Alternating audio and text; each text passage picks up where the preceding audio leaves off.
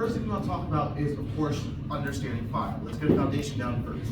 So fire is going to be an exothermic reaction, meaning it's a reaction that produces heat. When we talk about fire safety and fire prevention, our goal is to make sure the three components to a fire never comes into contact with one another simultaneously. So three components will always be heat, oxygen, and fuel. Now what we're familiar with seeing is this fire triangle. Fire prevention is making sure these items stay apart. However, when we fail in our fire prevention duties, we end up having a fire. At that point, we switch from fire prevention to fire suppression. And that is the action of pulling apart the triangle. So whether you're putting water, juice, soda on a fire to get rid of the heat, or you're using a blanket, a towel, a fire extinguisher, a lid to get rid of the oxygen, whatever fire you have determines how you actually put it out. So right now we're going to talk about a little case study real quick, nice and quick. This is Corville at Nashua. It is a nursing home facility. If I click the word, there we go. It's a nursing home facility that unfortunately had a fire in a residence room during the night shift. Because of this, 50 plus residents had to evacuate, not because of the fire itself, not because of the smoke, but because of the water damage. Right? The building inspector said, too much water damage throughout the building, you can't house any residents here, you gotta evacuate. Right? So this was after the fact the fire went out. Okay? Both residents made a speedy recovery, and at the end of the day, they were praised for their hard work in terms of how they were saved. Okay? So right now, we're going to watch a short little news clipping on the aftermath of the fire. Okay? 50 people were evacuated from a Nashua nursing home in the midst of an early morning fire. Tonight, everyone is safe, and we're learning about some of the heroic actions of staff members at the Corville at Nashua. We're just blessed. Even after a small fire and water damage, that's the feeling at the Corville at Nashua. People just grateful tragedy was averted overnight. Calls for a fire coming in just before 2 this morning. We found smoke ignition in a fire in one of the rooms, one of the patient rooms. A employee of the facility had rescued 2 individuals out of that room. Tonight, those employees regarded as heroes for their quick action.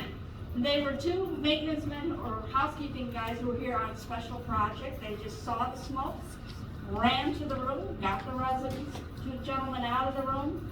It just worked perfectly. Louis Ann Rogers, president and CEO of Corville Company, says fire drills and extensive training paid off in this case.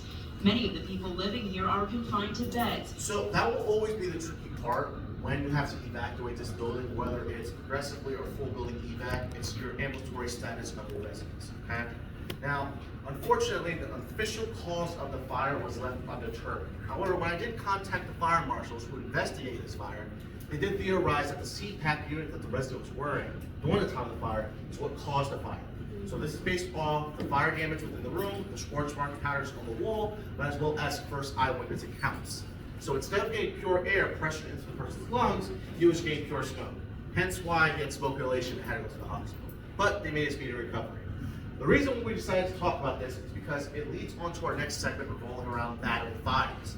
Now here's the thing, we often take our medical devices, our personal devices for granted.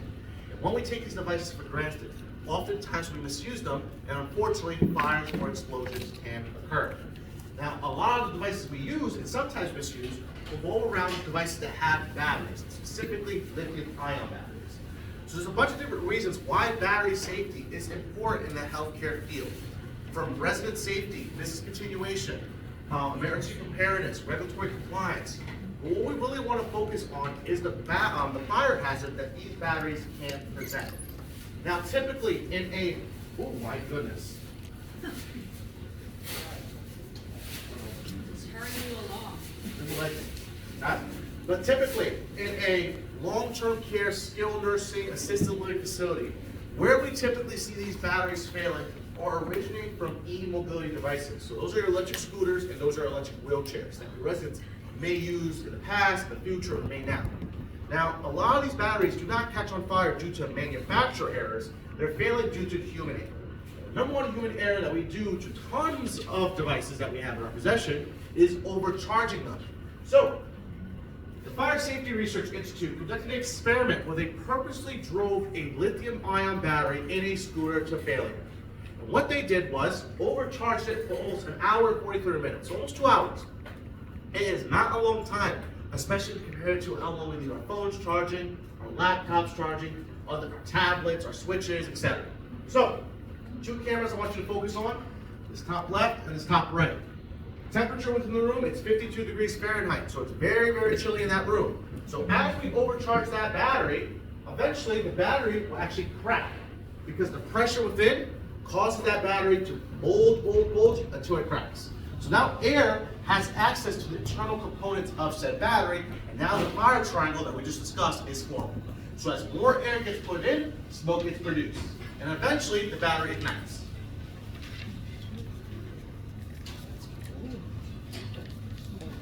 What's the temperature? Okay, 1,000 degrees. So you went from 52 degrees to over 1,000 degrees in less than a second. You will not be able to identify anybody within that room. Okay, the only way you identify any occupants in that room after the fact is through dental records. Okay, it's not a pretty death, but at the end of the day, this can happen, especially if we misuse those batteries. So let's talk about early warning signs. On the far left is all early warning signs that you want to be mindful of when you're inspecting a device or using said device. In the event you do encounter any of these signs, please discontinue that device, or discontinue the battery at least. When you discharge or discard that battery, you want to make sure you're not throwing it out in a residential garbage can. Because here's the thing, once the garbage truck takes it, it compacts it, and now you're going to have an explosion or fire behind the garbage truck. And if that fire ends up getting into debris, a brush, foliage, now you have a wildfire on your hands. And if someone dies to the wildfire, if people lose houses, it falls all the way onto you. So here's the thing, there's a lot of different avenues that you could go down to discard these batteries correctly. You can take it to your local recycling plant, your hazard plant. Certain stores and manufacturers will actually take back their old devices and recycle them for you. For example, AutoZone, O'Reilly's, Advanced Auto Parts, take back your car batteries. Dell will take back their old laptops. Microsoft will take back their Xbox consoles. Your phones, T-Mobile, Sprint, Verizon, sometimes you can trade your phone in, get a new one, etc. They take your old phone. But also, you can take those old phones to an Eco ATM. Certain stores have them. I see them a lot in Walmart, where basically you can put your old phones in and they give you a little bit of cash back. Okay? So that's another avenue you can go down. Ace Hardware, you can get rid of your old power tool batteries and they will recycle it for you. So there's a bunch of different places you can get rid of these batteries. You just gotta take the time and effort. Now, in terms of battery fires within this building, if you have a battery fire, these are the only types of fires where I'm gonna tell you do not try to put out. Even if you're able to put it out with a flimsy little fire extinguisher, these batteries reignite constantly. And oftentimes, when the fire department is dealing with these fires, especially those all-electric car fires, it's not them really putting out the fire, it's them waiting until the battery eats all the lithium up in the battery. Now, here's the thing. Don't move the battery, especially if it's on fire already or smoking. Do not touch the battery. You don't know how that battery is going to react every single second. And if your mindset is, let me throw the battery outside, so that if it does explode, it's outside, well, how do you know the battery's not going to explode the moment you touch it? Now you lose your hands. Your main goal is just life safety. Get the hell out, get everyone out with you, close that door, and leave it to the professionals. Okay? You are not firefighters, period. And even if you are a part-time firefighter or a full-time firefighter, you don't have the gear right now to fight said fire. Now let's talk about your fire protection features. So, from your fire alarms, your sprinkler systems, your smoke detectors, these are all tools. It's not good enough just to know that you have them. You need to understand how they work, how they function, where they're located, what do you do if they were to fail. The more knowledge you have on these devices, the greater chances of success you will be facing during a fire situation. So, fire alarms. These fire alarms are located throughout the whole entire building. They are primarily located by your emergency exit. So at the end of the day, in the event where you have no clue where the fire alarm is located, please, please, please, please, please, immediately follow those exit signs. And eventually it will lead you to that fire alarm. Once you activate that fire alarm, a couple things happen. The double doors in the middle of the hallway, they begin closing, you hear the sirens, you see the strobes, the fire department gets dispatched, and any locked door or secure door, okay, ends up being unlocked. Okay? So here's the thing. When it comes to your smoke detectors, what's great about the smoke detectors in your common spaces, as well as in your hallways, is that they will activate the building's fire alarm system for you. So if you do not investigate quick enough and that fire ends up spreading into the hallway, it's going to help you pick up the slack. So everything that we just talked about in this slide will happen when this activates, okay? Your sprinkler systems. Your sprinkler systems are a blessing and they're a curse. They are a blessing because they have the capacity to put out a fire. They are a curse because of all the water damage your building will face when you're not too careful, okay? And the sprinkler system does activate. Your showers are 1 to 4 gallons per minute. When those sprinklers activate, it's 20 to 25 gallons per minute, and it does not stop until the fire department gets here and actually shuts it down. They do not activate at the same time. That's only in the movies and TV shows. They activate individually based on a certain temperature, heat. When these sprinklers do activate, they shoot out water in a 7-foot spray pattern, and the water will not be clean. It is dirty, it's rusty, it's oily, it's black, it's full of load, and it's very stinky. So please do not drink it. Do not allow your residents to get nearby it, especially if they have any open wounds, sores, lesions, blisters, lacerations, cuts, because that's a quick trip to the ED for antibiotics. Now let's talk about why we need sprinkler systems. Okay? A lot of people say, well, why do we need sprinkler systems if it's just going to damage the building? It's going to be a lot worse if you didn't have the sprinkler system. So I'm going to show you 2 rooms right now. First room is going to be a room with the sprinkler system, and then the second room is going to be a room without a sprinkler system. So, can we search this room? Yes or no? Real quick. Say yes. Yes. All of you should be saying yes right now. Very quick. Okay? With this, the smoke is up high. You should have no excuse to not search this room. When the sprinkler activates, that water that's being spread out is acting as a barrier. And what that barrier is doing, it's preventing that fire and smoke from latching onto the fuel. At the end, the room is just soaked. This is a room without a sprinkler system. After a minute, the room will look like this. And at that point, should really be in here, period. If it did have a sprinkler system, it would have wrecked off already. But after the room is finished burning, it looks like that. So without a sprinkler system, your whole entire building would burn down, and now you're filing for unemployment. With the sprinkler system, yeah, you might lose a few rooms, but as long as the majority of the building still stands, you can still service your community and residents. So, storage.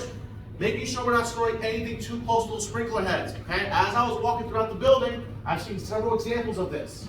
You need to lower down your storage, okay? Do whatever you can to do so. Because if there's a fire in that room, that water won't be able to spread out efficiently because whatever you're storing is blocking that water. When it comes to dirty, dusty sprinkler heads, okay? Really the only person that should be cleaning these is your maintenance team. Okay, by trained professionals, okay, qualified people. We don't want any average Joe to clean these sprinkler heads because often than not, they're going to mess up and cause thousands of dollars worth of damages. The reason why we need them clean is A, it is a regulatory requirement. You need to have them clean. B, they may not go off. Or C, they may go off prematurely, even if there is no fire. So we got to make sure they're always clean. If you do discover that, please contact your maintenance team and says, hey, listen, we got a dirty sprinkler in here, please clean. Now, these are some pictures that I took doing this across the country. Now, this is some stuff that you can be cited on by CMS, DNV, Joint Commission, Fire Marshal, Federal Surveyor, State Surveyor, etc. So, electrical panels should not be blocked. Electrical panels need to have a clearance of 36 inches, 3 feet, okay? Because in the event we need to shut off that specific power to a room, we could do so without delay. Does that make sense? Good. Your medical gases. Do you have medical gases here in the building? Yes. In the rooms. Okay. You have medical gases in the rooms, right? No. On this side, right? Yes, you guys have it. You should have a panel that shuts off the oxygen flowing within the rooms. That's by your emergency exits. Do you know what I'm talking about? You guys know. The rest of you know what I'm talking about? Who's nurses? Raise your hand. CNAs. Do you guys know what I'm talking about? You guys know? Do you guys know? No? Okay. So we're going to have to teach you about that. But these medical gases control the oxygen flowing from the outlets into a patient's room. Okay? In the event they're being blocked, unfortunately, okay, they will not be able to flow. Okay? And I'm assuming they're still functional because there's no signage that says they're not. Okay? So let's talk about these doors on the far right. Okay? No door should be no door should be propped open. Okay? Well, no self-closing door should be still propped open. So whether it's a tourniquet attached to a sharps container, whether it's a door wedge, whether it's a chair, at the end of the day, you want to make sure that in the event you see this, you remove it immediately. A lot of people say, well, I could just remove it during a fire, no biggie. Well, here's the thing. If that door you just propped open, right, that room itself has a fire, I guarantee you with the amount of heat, fire, and smoke within the room, you will not get close to that door to close it. And unfortunately, if someone were to die because of that, you will be charged with negligent homicide or involuntary manslaughter. I 100% will say that. Okay? And at the end of the day, if you do end up killing someone because of that, I'm gonna have to testify. Because what? I'm teaching you guys about what? Fire safety. And am I gonna lie to you? Am I gonna lie on the stand? Absolutely not. So you will be charged for any injuries that happen due to that sort of negligence. Now, this afternoon, I was walking by doing inspection of the building. And what I saw behind the nursing station was this, your med room. What's wrong with your med room over there? It's okay. It's open, okay? Med room is propped open with the door wedge. At the end of the day, no one was behind the nursing station. I went right into the med room, nice pictures, okay? If I was evil, right? If I was an addict, if I was just a random visitor, what could I have done? You could have taken what you wanted. I could have taken everything. It was a candy store. And then I would dip. And now you guys are going to have to explain to DPH, the state, the pharmacists, investigators, police, why is that secured room opened? Okay? Doesn't matter if you guys are constantly going in there, you need to secure it. What else is in there? Needles. Can a resident start going in there, open a package and start? Absolutely. So these doors need to be closed, okay? Not just from a fire's perspective, but from a security perspective. Because it not only looks bad on the nursing team, but looks bad as a building as a whole. And God forbid we have a resident overdose. We don't want that. So, let's talk about your double doors. Those double doors should not be propped open with visible objects like a med cart, a wheelchair, foyer. Remember, when the fire alarm activates, they need to what? But they can't if anything's in front of it. Make sure there's nothing in front of your fire extinguishers and fire alarms, okay? We've been, well, I've been personally walking around and I've seen several examples of your fire alarms and your fire extinguishers being blocked. And of course, right over here, you've got a toaster and a hand sanitizer dispenser. So at the end of the day, this can, may seem little when there is no fire in the building, but when there is a fire in the building, it could be the difference between life and death. So for example, let's say kitchen messes up, has a toaster fire because they were directly underneath a hand sanitizer dispenser. Someone's trying to pull the fire alarm, but now it's being blocked. So now they take several seconds to remove it and pull the fire alarm. So that's delayed response. Then the doors throughout the building can't self-close because you guys have your med carts in front of it. So now you're gonna have to waste time unblocking it, allowing that smoke to get through. Then, let's say all the doors that you have propped open with actual tourniquets, door wedges, etc. You gotta close the doors. So now you're gonna have to waste time kicking all those door wedges out. In the event we have to shut off the gases to the room, it's delayed now because it's blocked. And then same thing if, let's say the fire department rolls up and says, hey, where's your electrical panel so we can shut off the power because we're about to dump water. Now they're gonna have to move all that junk. So in a normal situation, it seems fine. But in an actual fire situation, it could be the difference between life and death. So, do we understand this? Yes, you want to give yourself as much time as possible. Yes. My clicker, please, love me. Please, come on. I treated you nicely all week, come on. There we go. No, You gotta buy her dinner. Okay, don't laugh at me. So, let's talk about your fire procedures. So when we talk about your fire procedures, we think of the word RACE. RACE is what follows us, okay, throughout our whole healthcare career. This is a national standard. So no matter if you work here, another nursing home, assisted living, hospital, surgical center, RACE will follow you. R is to remove. A is to activate. C is to close. E is to evacuate or extinguish. Now, it doesn't matter if you smell burnt popcorn, toast, rubber, plastic, wood. If you smell anything weird, go investigate. Oftentimes, a lot of people do not investigate because they don't want it to be their problem. But if there is a fire within your building, it's going to be your problem as well as everyone's problem. So stop what you're doing and please investigate immediately, okay? When it comes to discovering fire or smoke, okay? Smell, not so much, because we need more definitive proof. But if you visibly see smoke or visually see fire, your code word is code red and the location. We are expecting you to scream this out 3 times loud and proud. The reason why we're screaming at you, not screaming at you, but the reason why we're screaming this out loud is that people can hear it, understand that you need help, and then activate the fire procedures. So don't be dumbfounded if you don't yell out code red in a fire room and you don't get any help for a while. Because people may not know that you're in trouble to begin with. Even during fire drills, if it's a fire drill, we expect you to yell out that code red and a location. If you're not yelling it out, then you're getting a tick on the drill. Okay? This morning during the fire drill, we didn't yell out code red, so you guys got a tick. So just keep that in mind. Follow it to a T. When we're searching a room, before we actually even go in, we need to check the door for heat. So with the back of your hand, touch that doorknob. If that doorknob is hot, are you going in? No. If that doorknob is cold, are we going in? Yes. Yes. You should be going in, but going cautiously. Never assume just because that door handle is cold that there's no fire within the room. That fire can be really tiny in the back corner, not producing a lot of heat to generate to that door. Also, what we really truly should be worried about is not the fire itself, but the what?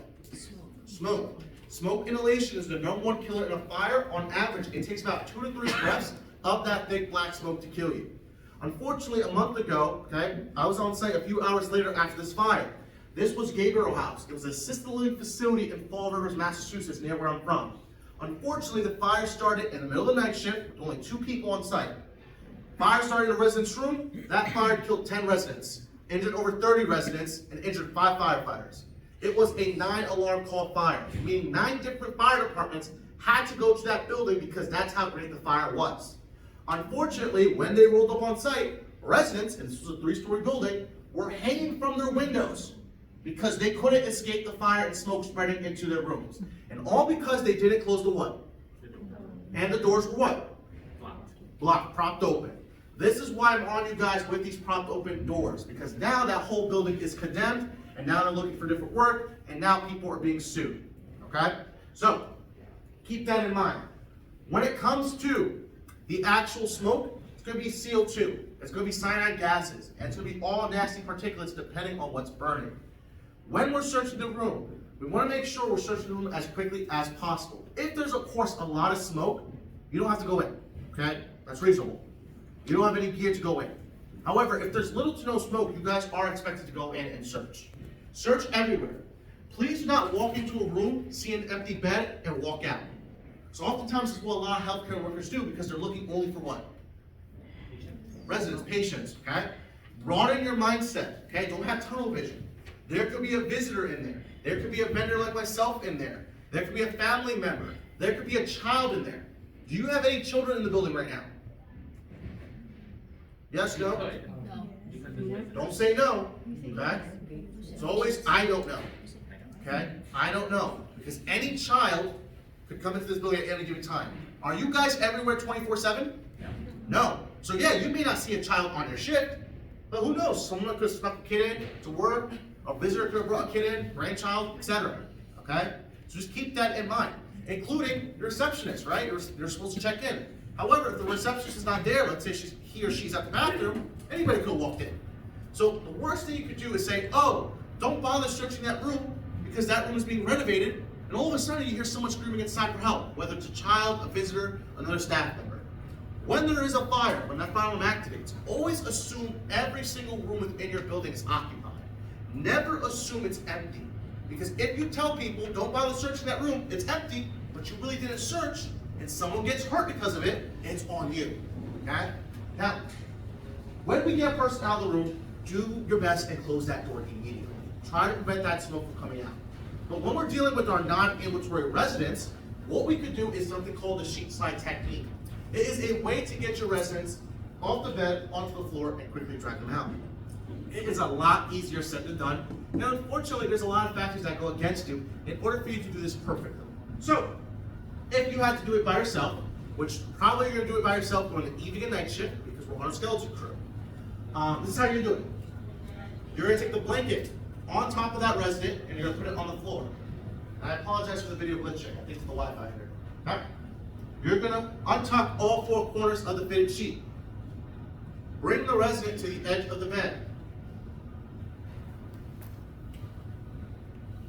Wrap up the legs on the floor. Gravity pulls down like so. We're gonna do this after class, okay? More specifically this version, okay? With 2 people. We recommend always do this with at least 2 people because it helps you get them out faster because you're dividing up the responsibilities into 2. Once you do get them on the floor, how do you drag them out? Head first or feet first? Try your best to do head first. Because if I have someone on the floor and I got their hands on my ankles and I'm dragging them, their head's gonna be banging against the floor. Especially when you make that corner right out that door and their head's gonna hit the door frame.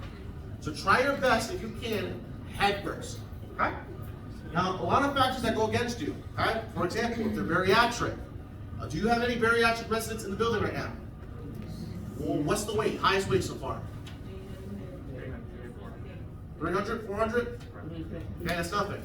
That's nothing. I've been to many life care facilities that have 550, 600 pounds. It could be better, but it will always be worse. Remember that, okay? The bigger the resident, the more difficult it is to get them out immediately. Other factors include your strength, okay? Your disabilities, okay? If you're handicapped, if you're asthmatic, if you're fearful, okay? You're freezing up because you have PTSD of fire. All those stuffs can impact you how quickly and how perfectly you do this technique. Now, you have 2 types of door tags. You have an orange one and you have a white one. This orange one means that the room is what? That's where the fire. That's where the fire is. This is the room that's on fire. Once this tag goes on the door, please do not go in.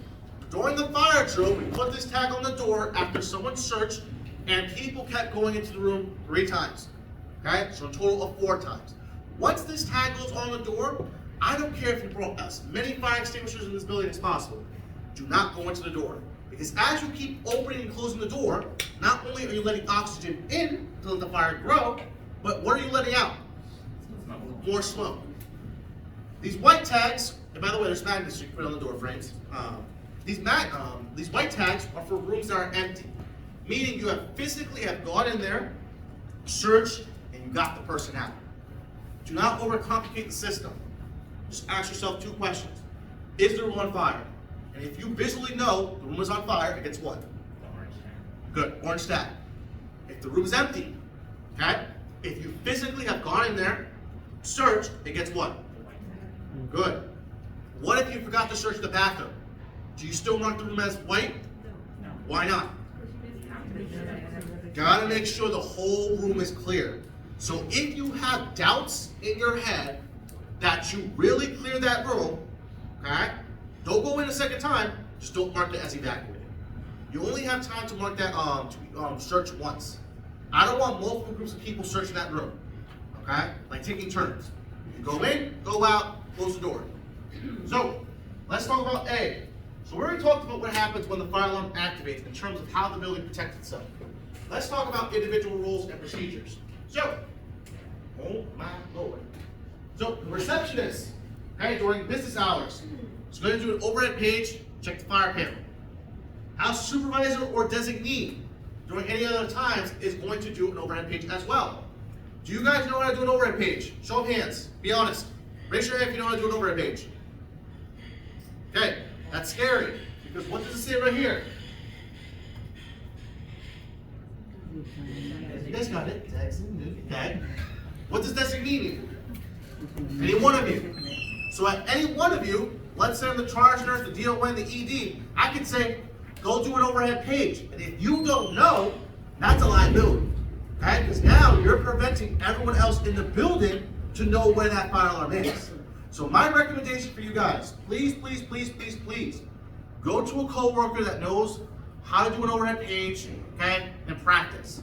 I know certain phones, I was told, has a little cheat sheet on it, okay? However, what I don't want you to do during a real emergency is reference that cheat sheet. I need you to know this, okay?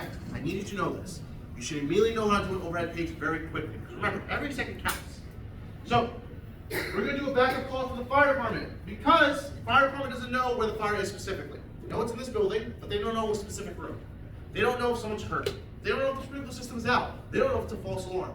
So you call the fire department, 911, and you let them know as much information as possible. Don't lie, don't exaggerate. If you don't know, you don't know. The bare minimum you should be telling them is where the fire is, okay, based on the fire panel, the location of the building, and you have a fire.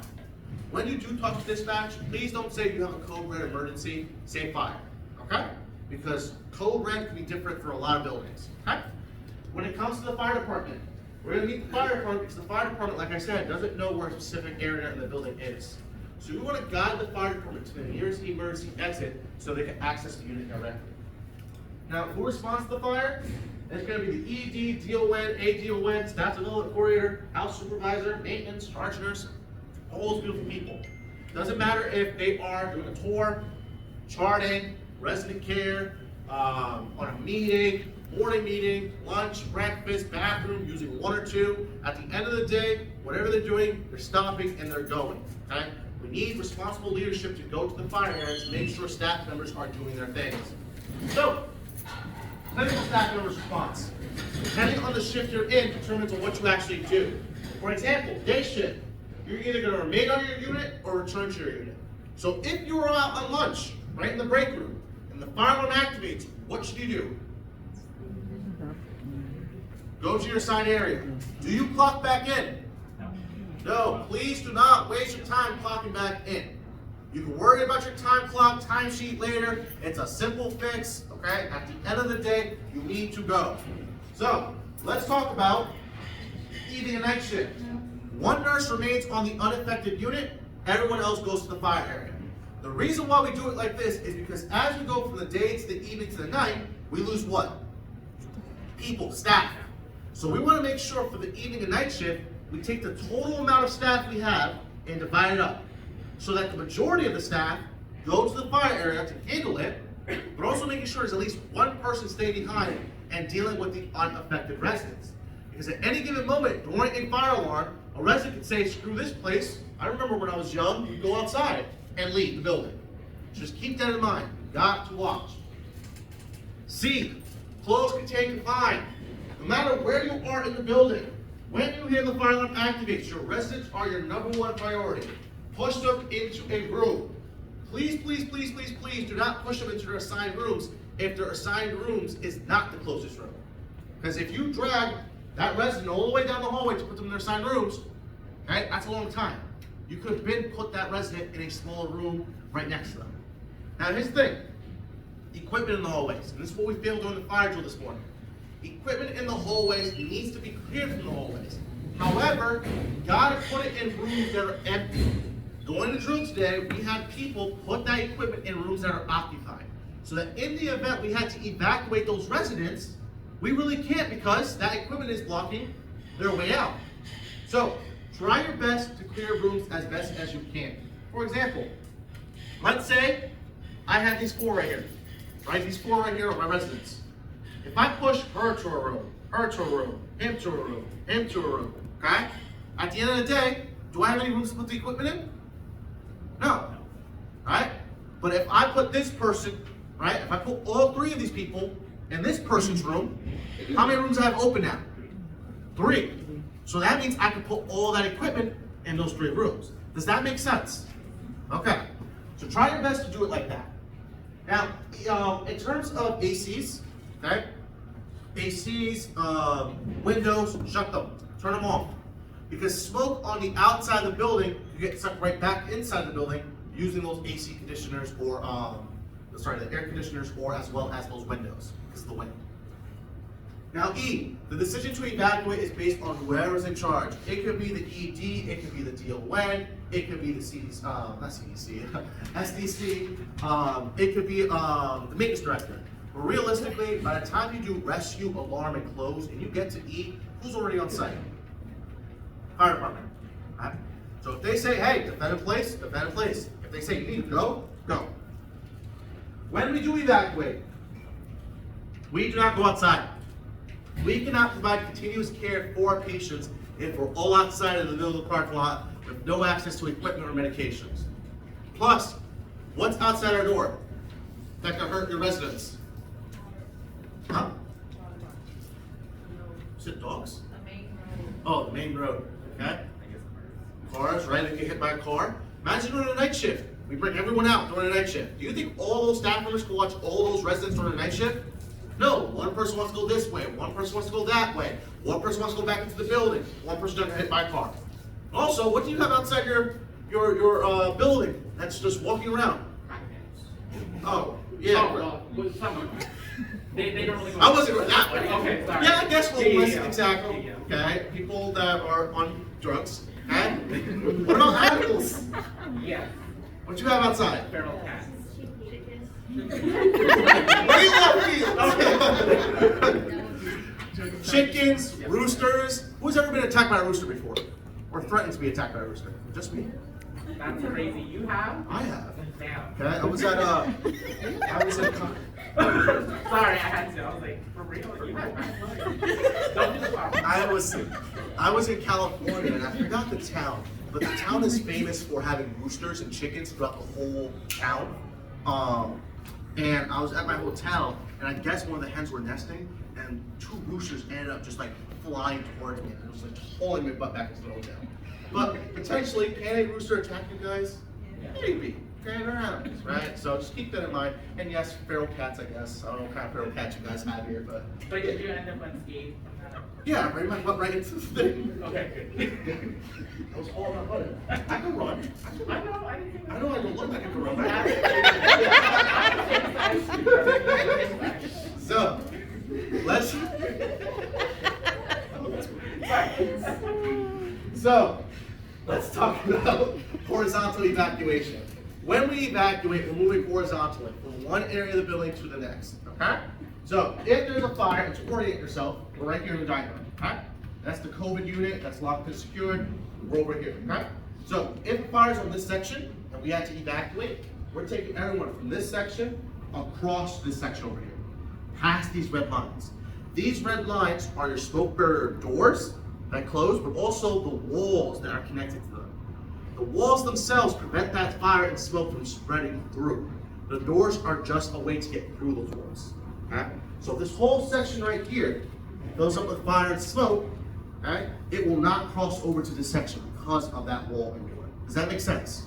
So when we do have to evacuate, we're going to take all these folks here and get them across. Once you do get them across, don't just leave them in the hallway. Push them to other rooms, okay? Up here, down here. Because what if, God forbid, this double door right here fails? So all this smoke is going to go where? Out to that one. Out into the hallway. But if they're in rooms, they're already secured, okay? You are able to defend in place because you have special doors throughout the building, but you also have sprinkler systems. If you didn't have those doors, if you didn't have sprinkler systems, then yeah, I would say get out or else you're screwed. But since you have these, okay, you're able to defend in place. How do we decide which person gets evacuated first from this area? Depends where the fire is. Depends on the fire is, but if you had to evacuate, what's the method?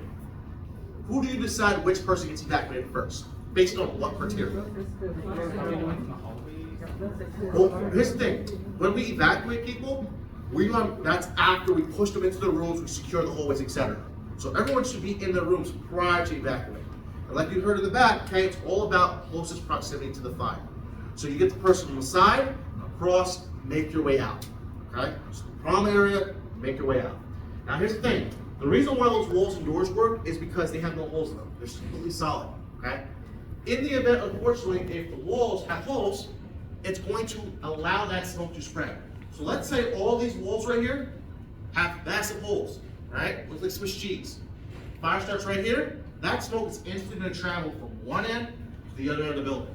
This is why we want to make sure our maintenance staff are maintaining these walls and understand the issue if they're not being maintained.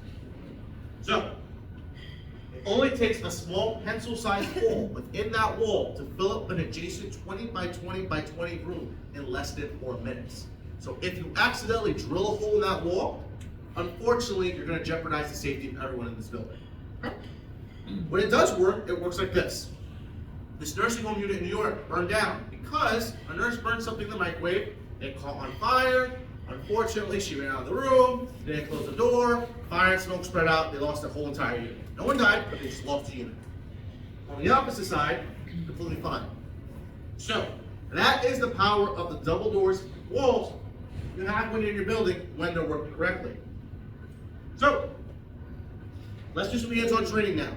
So, if you are pregnant, have respiratory conditions, current or past back pain, illnesses or conditions that can be affected by fumes, vapors, or bending, if you are pregnant, you don't have to do this. However, if you're uncomfortable, I understand this can be uncomfortable, but at the end of the day, it shouldn't be an excuse. Because here's the thing, at any moment in time, you could be the one that has to do this technique. And are you really gonna tell that resident, I'm sorry, I feel uncomfortable touching it, while the room is on fire? No, okay? So this can happen to anyone at any time. So just keep that in mind. It may happen, God forbid, at your own house. These techniques are universal, so just remember that. Do I have any questions regarding anything I just said? Throughout the whole PowerPoint? Good? All right. The fact that we'd be uncomfortable touching them, we've changed them, so that's probably where we've decided we see. Yeah, if you change them, then, putting someone out on fire should be easy for you guys, right?